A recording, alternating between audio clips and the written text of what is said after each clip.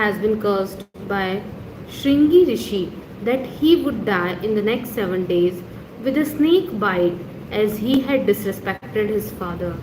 To reverse this curse, King Parikshit sought help from Shukdev Muni.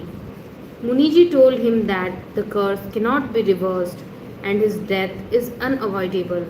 Shukdev Muni narrated the Holy Gita as a means of redemption during these final days of the king's life so that he could live with peace. But the fear of death continued to overwhelm the king, and Shukdev Muni decided to pause the Gita and instead narrated a short story. People tend to focus more on the Purans. Stories and legends are an integral part of the moral education in our country. The Purans use simple stories or incidents to get the core message across.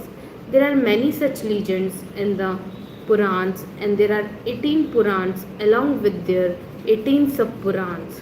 The legends of the Purans became so popular that people overlooked the Vedas, the primary source of knowledge from where the ancient stories originated. People tend to focus more on the Purans because they impart knowledge in a simple and realistic form through stories.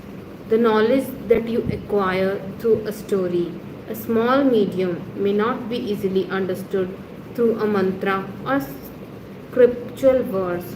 Shukdev Muni also decided to narrate a story so that the king could overcome the fear of death from a snake bite. There was a king, said Shukdev Muni, who had lost his way in the jungle.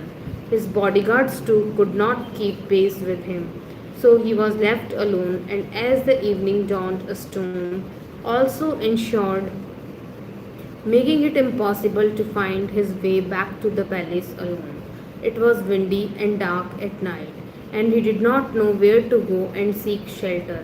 In a distance, he saw a lamp burning in a hut. He followed the light and entered the small shack. He could not see anyone there except an extremely foul smell. खोल रही हूँ खोल रही हूँ